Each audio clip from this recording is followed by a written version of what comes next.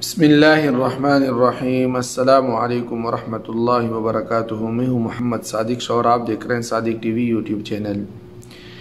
امام ابو یوسف رحمۃ اللہ علیہ کا تعارف کسی سے مخفی نہیں۔ امام ابو یوسف رحمۃ اللہ علیہ فقہ حنفی کے ائمہ میں سے ہیں اور امام ابو حنیفہ رحمۃ اللہ علیہ کے شاگرد خاص ہیں، اور خلیفہ ہارون رشید کے زمانے میں یہ قاضی بھی رہ چکے ہیں، اور حنفی مسلک میں جتنے بھی ایسے اقوال ہیں جن پر فتویٰ دیا جاتا ہے تو وہ اکثر و بیشتر امام ابو یوسف رحمۃ اللہ علیہ کے قول پر دیا جاتا ہے۔ امام ابو یوسف رحمۃ اللہ علیہ نے ایک فیصلہ ہارون رشید کے خلاف بھی دیا تھا، مگر اس میں ان سے ذرا سی غلطی ہو گئی تھی جس کو اس غلطی کا احساس زندگی بھر رہا اور افسوس کرتا رہا۔ واقعہ کچھ یوں تھا کہ عراق میں ایک بوڑھا شخص تھا، ہارون رشید کے خلاف یہ دعویٰ دائر کیا کہ فلاں باغ میرا ہے، لیکن خلیفہ نے اس پر غاصبانہ قبضہ کر لیا ہے۔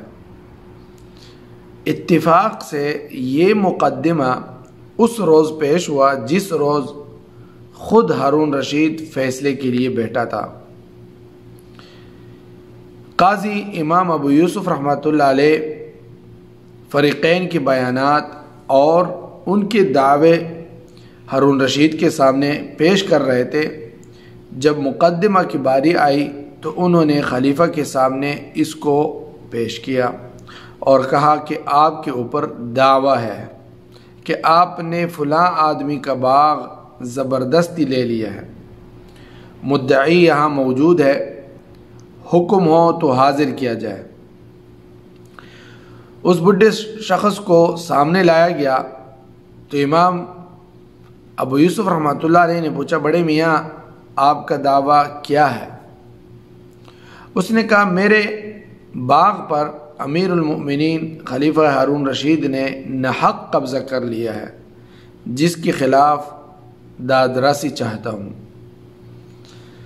تو قاضی ابو یوسف رحمۃ اللہ علیہ نے سوال کیا، اس وقت وہ باغ کس کے قبضے اور نگرانی میں ہے؟ تو وہ بوڑھا شخص بولا، امیر المؤمنین کے ذاتی قبضے میں ہے۔ اب قاضی امام ابو یوسف رحمۃ اللہ علیہ نے ہارون رشید سے مخاطب ہو کر کہا کہ دعوے کے جواب میں آپ کچھ کہنا چاہتے ہیں؟ ہارون رشید نے کہا کہ میرے قبضے میں کوئی ایسی چیز نہیں جس میں اس شخص کا حق ہو، نہ خود ہی باغ میں اس کا کوئی حق ہے اور نہ میرے پاس اس کے حق کا کوئی چیز میں نے غاصبانہ قبضہ کیا ہوا ہے۔ امام ابو یوسف رحمۃ اللہ علیہ نے فریقین کے بیانات سننے کے بعد مدعی سے پوچھا کہ تمہارے دعوے کے ثبوت کے لیے کوئی دلیل بھی ہے تمہارے پاس؟ تو وہ بوڑھا شخص کہنے لگا، ہاں، خود امیر المومنین سے قسم لی جائے۔ ہارون رشید نے قسم کھا کر کہا کہ یہ باغ میرے والد مہدی نے مجھے عطا کیا تھا، میں اس کا مالک ہوں۔ بوڑھے نے یہ سنا، اس کو بہت غصہ آیا اور بڑبڑاتا ہوا عدالت سے نکل گیا۔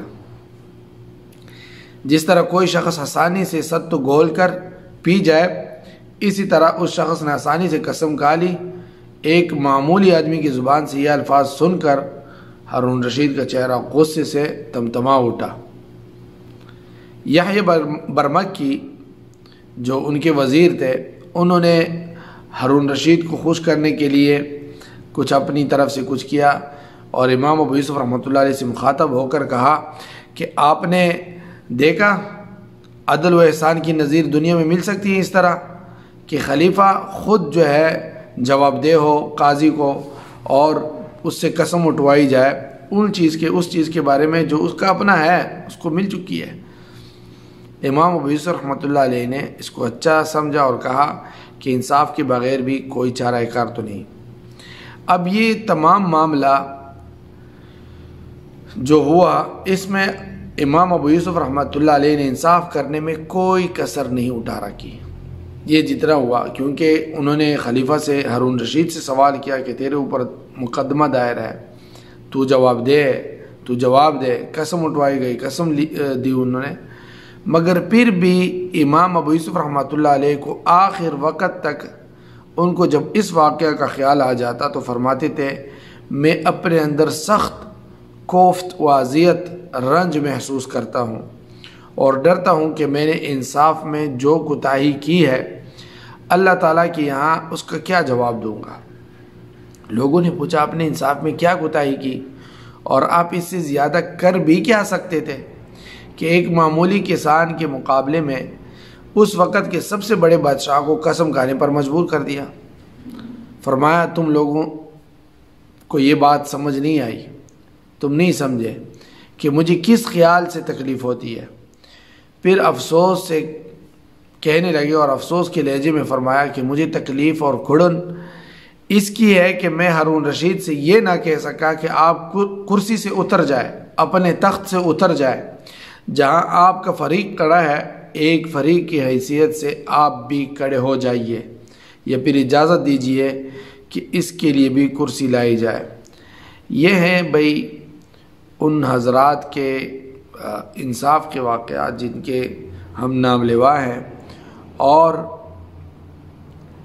جب انصاف عام ہوگا تو ظلم نہیں ہوگا۔ اسی وجہ سے کہتے ہیں کہ اگر ایک حکمران اپنے عوام کو کچھ نہیں دے سکتا، انصاف دے جائے تو یہ سب کچھ ہو جائے گا۔ ہر چیز کی تقسیم انصاف سے ہو تو پھر جو ہے نہ کوئی چوری ہوں گے، نہ ڈاکے ہوں گے، اور نہ جو ہے کوئی کسی پر ظلم کرے گا، نہ کسی کا غاصبانہ، کیونکہ انصاف اس کو ڈرائے گا بھی اور انصاف اسے جو ہے ایک امید بھی دے گا۔ اگر اس کی کچھ چیز کسی کے قبضے میں چلی جاتی ہے تو بھی اس کو یہ امید ہوگی کہ یہ مجھے واپس آ جائے گی انصاف سے، میں اس کا حقدار ہوں، اور اگر کوئی اس پر ظلم کر رہا ہوگا تو بھی اس کو یہ امید ہوگی کہ یہ ظلم ختم ہو جائے گا، کہ یہاں پہ انصاف چلتا ہے۔ اللہ تعالی ہمارے حکمرانوں کو بھی اور ہمارے ملک پاکستان کو بھی کوئی عادل اور جو ہے ایمانتدار دیانتدار حکمران نصیب فرمائے اور ہمارے بھی حالات بدلیں۔ وآخر دعوانا ان الحمدللہ رب العالمین۔